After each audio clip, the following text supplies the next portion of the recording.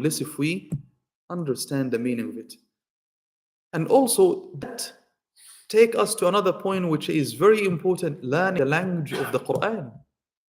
And it's so easy to learn, especially for us Muslims. If I ask someone like John or Edward or someone is Christian or different religion, to learn the language, it will be extremely difficult for him. But for us, we read it day and night. We know والشمس وضحاها والقمر إذا تلاها والنهار إذا جلاها والليل إذا يغشاها. So I have said الشمس, the sun, القمر, the moon, الليل, the night, النهار, the daytime. 4 words you have learned. So every time you come across Surah Al-Shams, you know that والشمس وضحاها والقمر إذا تلاها. You know the meaning. ولا أقسم بهذا البلد وأنت حل بهذا البلد ووالد وما ولد لقد خلقنا الإنسان في كبد.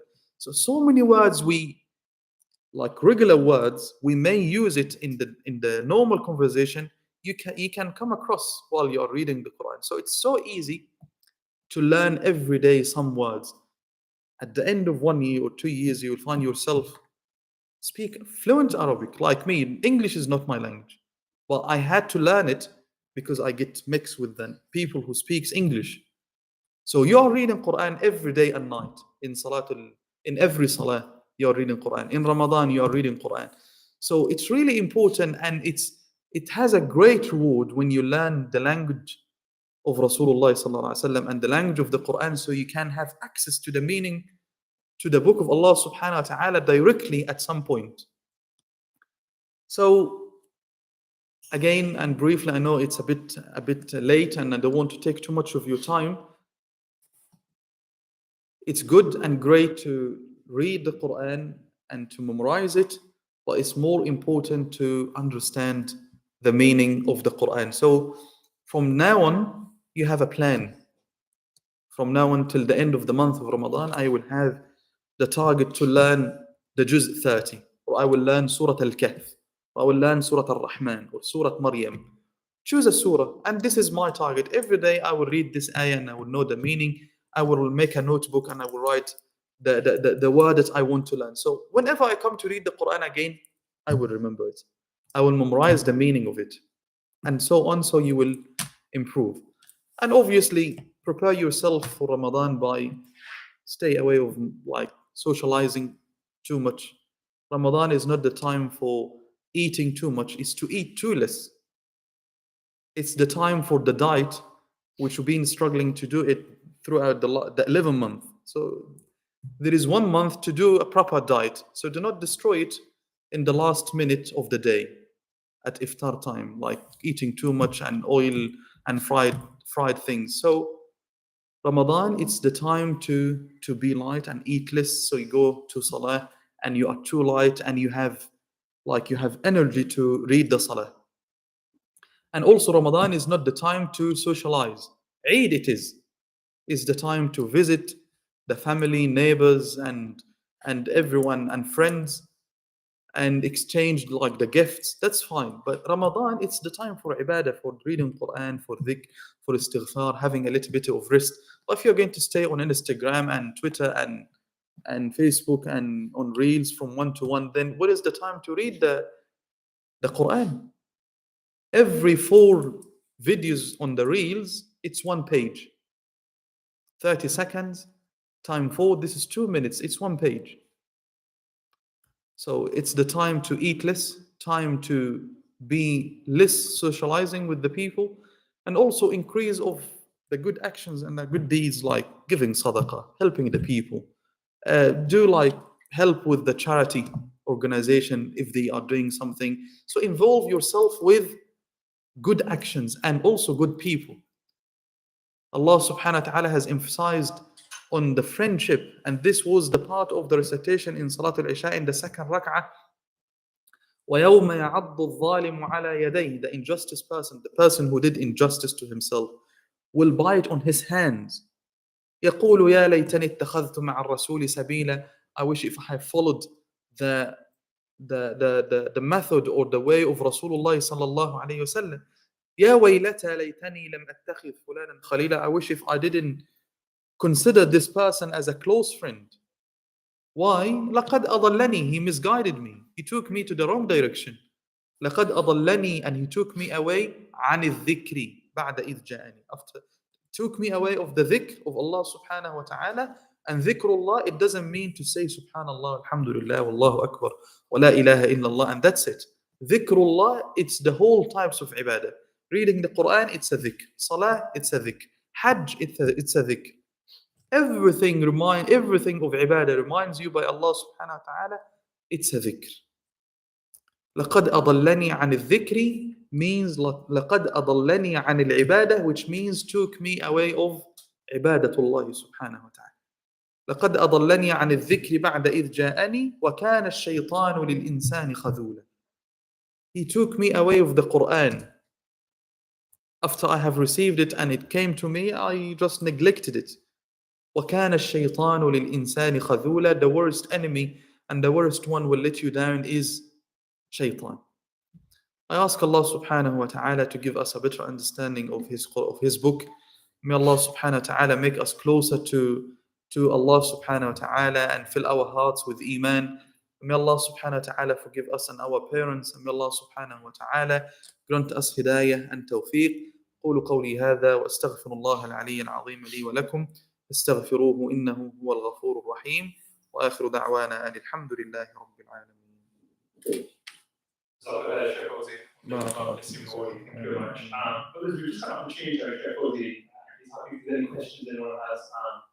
We'll also, if you have any questions, for those that please do kind of raise your hands and you can ask the Sheikh for a few minutes, inshallah.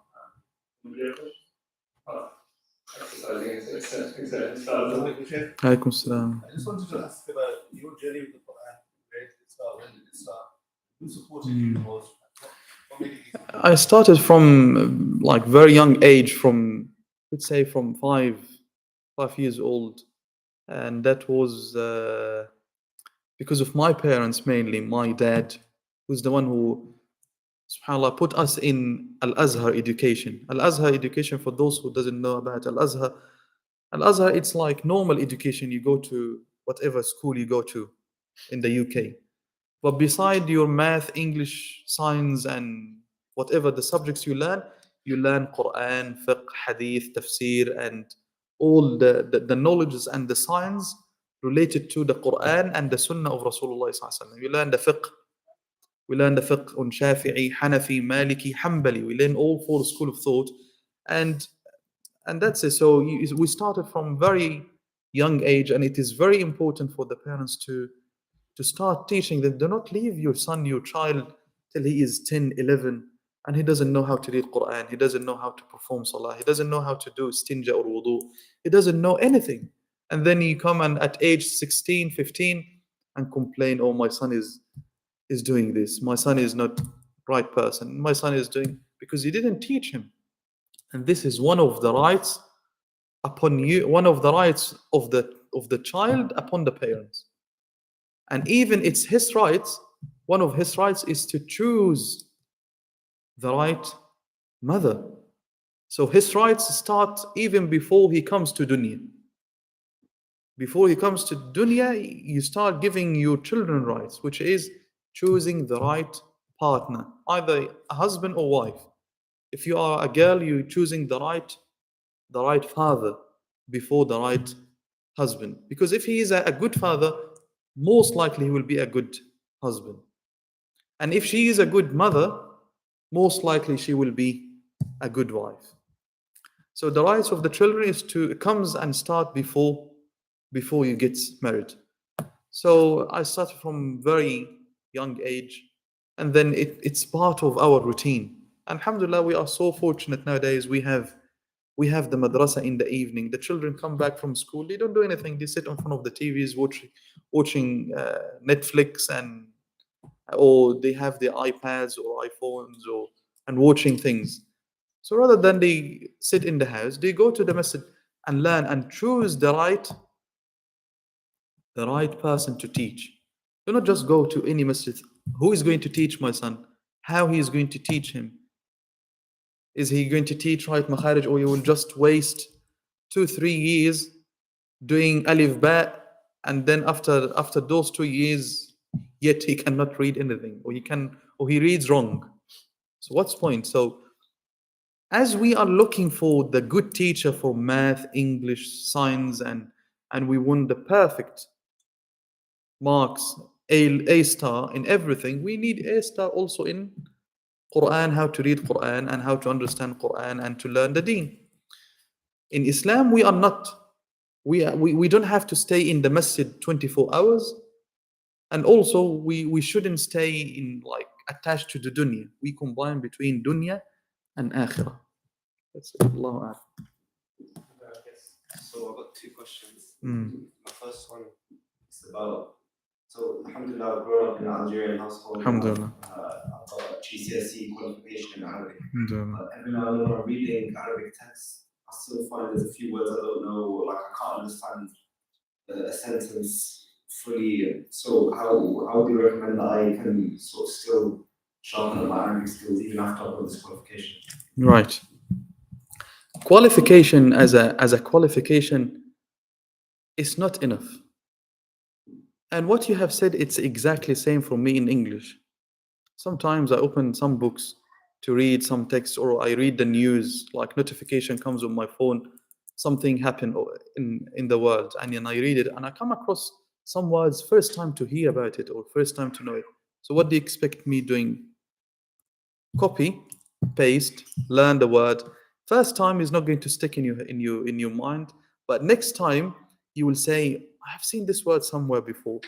Then you will search it again, and then you will remember. And then third time, you will guess. I think it means this, or you may understand it from the text. But the fourth and the fifth time, you know it, and it will increase knowing more words when you use it. So there are 4 skills for the language, any language. First one is listening, which is the first way to learn the language. The children or the baby, the toddler learns the language from saying baba, mama, or dad, or door, and cake, or whatever the word. So once they hear, they try to copy. So they can understand when you say something, they understand you. But at the beginning, they cannot say it. They struggle and they say it in funny way. Yeah. So till you repeat it many times, then you will get used to it, and then they will say it. Then they will repeat. So they know how to listen. They are good in listening and they are good in speaking, but they are not good enough yet to read or write. So you will give them the basics, A, B, C, and then further you go and increase it. So language, how to sharpen your language and how to make it better is by using it. Listening, speaking, reading, and writing. So listen to some lectures, but I would recommend to listen to something in Arabic Fusha. Do not just listen to random ones who speaks in like me, very bad language, very bad English. If someone wants to learn English, he's not going to listen to me. He's going to listen to BBC. Am I? Is that right? He's going to listen to BBC news, for example, or he is going to listen to like a documentary about something. Yeah, so he will pick up like a good words, academic words. So this is listening. So you listen to something. If in that level you listen to someone, or to listen to some lectures that you can benefit and something you are interested in, about deen, about news, whatever you like. So language is not going to be increased unless if you practice it. If you learn and you have the certificate and you neglect the language, you don't use it. What they say in English, use it. If you don't use it, what they call it say? Use it or lose it, is it? Yeah, so I know my English. Sorry? Sorry? Yes, I do. So use it or lose it. This is for muscles. It's same for everything in language as well. And Quran. If you don't read the Quran, you will lose it. If you don't revise the Quran, you will lose it. If you don't practice the language, you will use it. And same. Allahu A'lam. So What's the second question? you mentioned you did the Azhari education and you learned about fiqh and Yeah. hadith and so on. So for quite a bit of time. I'm interested in fiqh and hadith and aqidah and so on. Is there any like recommendation you have for me to just start off learning like, from this young age? For what part? For fiqh or for everything you mean? For fiqh, ulum hadith, Yeah. stuff like that. You mean for the books you have like Aqidah Tahawiyya, you have for fiqh you just stick with one madhab first. You choose a madhab, so you learn it first, and when you are good enough at it, then you start learning the other madhab, so you can compare. But if you learn all of them at once, I think it will be difficult and it will take very longer time. And always it's important to look for a sheikh. You can't just learn by yourself. When we learned in Al-Azhar, we had like lecturers and like shuyukh comes to teach us and give us the name of the book, so we go and read and make like research about something and then go we ask again. But if you learn in like individually, then it's going to be difficult and you come across things that you may understand it wrong. So it's important to look for a sheikh more than you look for a specific book. Allahu a'lam. What's your Assalamu alaikum. Alaykum assalam, habibi. Sheikh, what's your favorite surah from the Quran? SubhanAllah, the whole Quran is my favorite, but I always like the ayah which the ayat in Quran that like reminds the person with the reality of dunya and reminds us with al-akhirah. I know I don't know. I don't want to say it's a bit high for you to say that answer, but it's something that we have to learn and we have to teach our children that yes, enjoy your life, play, laugh, eat, drink, do whatever you like as long as it's halal. But also at the end, we have to understand that this is not for permanent. This life is not for permanent. I always say this to my children: eat, laugh, enjoy, go out, do whatever you like, practice your life as normal. But always in your head, do not forget that this is temporary. Today you are rich, tomorrow you may be poor. Today you are healthy, tomorrow you may be sick. So always mind these things, and there is nothing to remind you with these things more than the Quran. So it's always like keep you like to make you calm down, and so you don't feel arrogant. I have this much of money, or I have this power, or I'm better than so many people, like people in Pakistan or in whatever the country, and you are here in the UK, so you have more better life and you are more settled. You don't know. So this ayat is good when you listen to it. It's softening the heart. Allah. Check, I've got a question. So you saying you started the Quran, it's fantastic, but understanding it. Yeah. So in Ramadan perspective, so is it better to recite more just because of the month and the deeds, or is it still better to kind of get a portion and study in the month? Well, everyone is different. Someone would say, my reading is not that good enough. So I feel it's difficult to read all of it. So I'm going to stick with one juz, or I'm going to read little bit of Quran, but I will learn about it more. Someone is so fluent, so he can read one juz easily in 20 minutes or 30 minutes or half an hour. So he still have time to do something else. I would recommend, if you have time to more for Quran, then learn something about it rather than you read it again and again. And always it's a reward. Either you you read the Quran, or you memorize the Quran, or you learn the meaning of the Quran. It's all, you will gain reward from Allah subhanahu wa ta'ala. Allah subhanahu wa ta'ala is Kareem. It's not He doesn't deal with us. You did one, you take one. No. Hasana ba'ashara. One hasana equal 10. And learning the ayah learning the meaning of the ayah, it's also a great reward. It's not something small. When you learn them. So when you come across the ayah again, you will feel it. You will feel it, and it will touch your heart, and it may change you. Allahu A'lam. But there's any other questions? Brother, I wanted to ask, sometimes when you're reading Quran, you don't understand what the explanation is. And so you might go to tafsir, just read what the explanation is.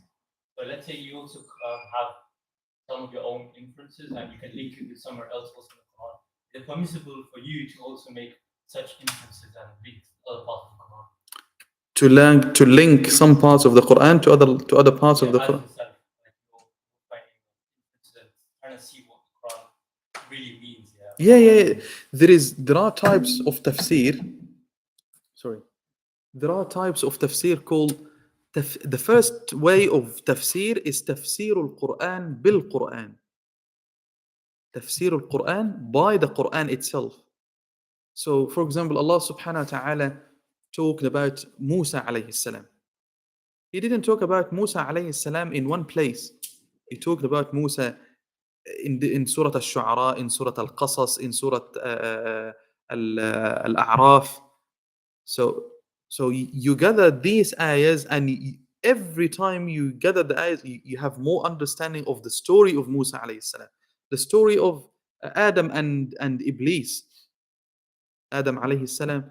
When it comes to the story of Adam and Iblis, you will see it in Surah Al-A'raf, in Surah Al-Baqarah, and so on. So you gather this information and you learn more things about it. And same with like so many of the topics. So many of the topics, it's when Allah subhanahu wa ta'ala has mentioned it in more than once in Quran. So again, there is a tafsir called tafsir al-Quran bil-Quran. And another type of tafsir al-Quran bis-Sunnah. So the Quran said something, and the Sunnah of Rasulullah sallallahu alaihi wasallam or the Hadith of Rasulullah sallallahu alaihi wasallam said something regarding this. So Allah subhanahu wa ta'ala has said, وَأَقِيمُوا الصَّلَاةَ وَآتُوا الزَّكَاةَ. The Quran didn't say how to perform the salah. Did the Quran says Fajr is 2 and Dhuhr is 4 and Maghrib and Asr? Did the Quran say that? No. So how did we do tafsir, or how did we learn the Quran? How to perform salah? From the Sunnah. What the Sunnah says, Rasulullah sallallahu alaihi wasallam said, صَلُّوا كَمَا رَأَيْتُمُونِي أُصَلِّي. Pray as you have seen me praying. And in the other hadith, you will hear, Abdullah ibn Abbas says that Rasulullah sallallahu alaihi wasallam has raised his hand in this way, or Rasulullah sallallahu alaihi wasallam was going to sujood in that way. Or Sayyidah Aisha will narrate another hadith saying that Rasulullah sallallahu alaihi wasallam was praying the sunnah before or after. So the sunnah comes as a completion for the Quran. So tafsir al-Quran bil-Quran, tafsir al-Quran bil-Sunnah, tafsir al-Quran bi-aqwal al-Sahaba, by the speech of Sahaba. Abdullah ibn Abbas said something about the ayah, like in Surah Luqman, for example, ومن الناس من يشتري لهو الحديث ليضل عن سبيل الله. Abdullah ibn Abbas said that لهو الحديث is the music. ليضل عن سبيل الله. ليضل comes from ضلال, and ضلال is to misguide or to take someone away of something. عن سبيل الله, to take the person away of Allah's way. So he said لهو الحديث is الغناء, the singing and the music. Whose tafsir is this? Who's understanding this? Abdullah ibn Abbas. Who is Abdullah ibn Abbas? Is the cousin of Rasulullah sallallahu alayhi wasallam. And he said that he is Habrul Ummah wa Turjuman al-Quran. Habrul Ummah, Habr means Habr means like someone is knowledgeable person. And when you say knowledgeable person, is not someone who knows like pieces of knowledge. No, knowledgeable means knowledge. And Turjuman al-Quran is the one who explain. He being giving he was blessed to explain the Quran. So Abdullah ibn Abbas is Habrul Ummah wa Turjuman al-Quran, and he has explained and explained that Lahwa al-Hadith at the beginning of Surah Luqman is the music and the singing. So we know that the music, it's haram. according to the majority of the scholars. And the singing, they said, it depends on the words. If it's something to encourage, for like someone is doing nasheed for ilm, to talk about knowledge, is it haram? No, it's not haram. But someone is like saying some words describing the woman or the girls and how beauty and the beauty of the woman and the girls, or the opposite, the girl beautiful, like saying the beautiful words about the men and how beautiful his beard or his eyes or whatever, then it's haram. So the music, as the majority of the scholars says, it's haram. And the ghina, or the singing itself, it depends on the words. If it's something to encourage to seek the knowledge, or to be brave, or to fight for the sake of Allah subhanahu wa ta'ala, or to protect your identity or your dignity, or to protect your family or your land, then it's halal. The words itself, it's halal. But to be mixed with music, it's haram. Wallahu a'la wa a'lam. So there is tafsir Quran bil Quran, tafsir al-Quran bil Sunnah, tafsir al-Quran bi aqwal al-Sahaba, and there are some, and there is tafsir al-Quran bil ijtihad. Ijtihad means to work your mind and to, but this is not for everyone. You have to have the knowledge of the language. Knowledge of the language doesn't mean that you know how to say كيف حالك and أنت بخير أنا بخير. No, the language means that you know, like English. You know the language of the queen or the king. How good their language is in English.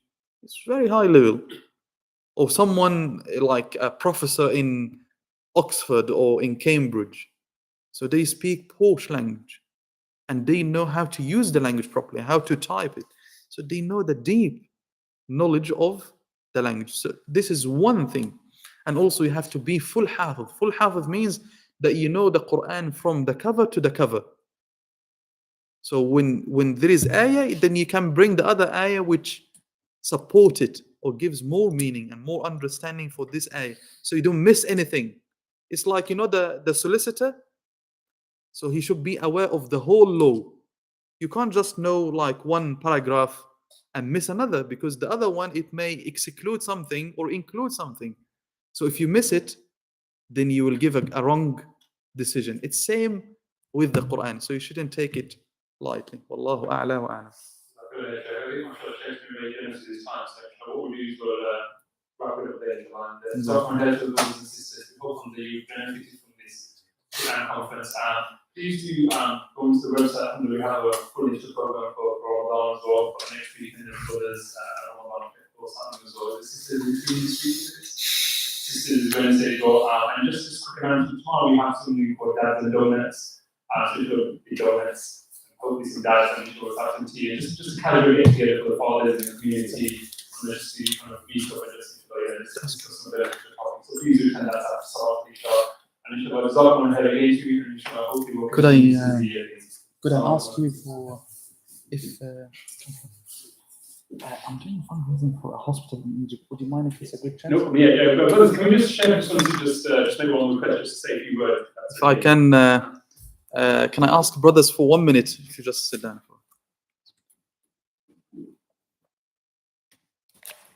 So briefly, I want to seize this opportunity and share with you something good for the sake of Allah subhanahu wa ta'ala. So Alhamdulillah, I have me and my friend, one of my close friends, he's a lecturer of Birmingham University. His name is Dr. Ayman Yaqub. I don't know if someone knows him, but he's well known in some places in Birmingham, and he's also a lecturer of Birmingham University, and he was graduated from Al-Azhar University. So we established a charity organization since 2016, and at the moment, since 2019, we are sponsoring a project in Egypt in one of the big and main villages for a hospital. Okay, so the land was donated by someone. It's a massive land, and it was one floor, ground floor. So Alhamdulillah, we were able to raise some funds to make another 3 stories. And last year we raised fund for electrician and plumbing and the lifts. And you could say like 75% of the hospital is done. At the moment, we are raising fund for something called C-arm scan. C-arm scan machine, which cost about between 24 to 29,000 sterling pounds. So I just wanted to share this with you. There are some other projects we are working on, such as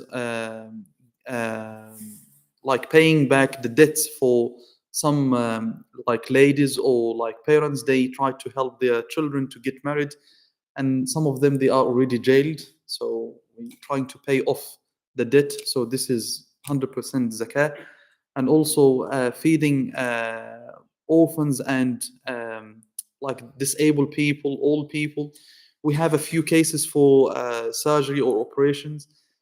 So if you would like to take part with this, will be much grateful. And it's 100% zakah. And I wouldn't say it's 100% donation policy. It's more than 100% donation policy, because whatever the amount it's being given, it goes there without any deduction, zero deduction, and we pay from our own pockets to like avoid any other expenses. So if you would like to take part of this, I will be really grateful. And if you need more information, I can show you um, things that I have already recorded myself in the last July. Jazakumullah khairan. May Allah subhanahu wa ta'ala grant you barakah. May Allah subhanahu wa ta'ala grant you more rizq. Allahumma ameen. Jazakumullah khairan.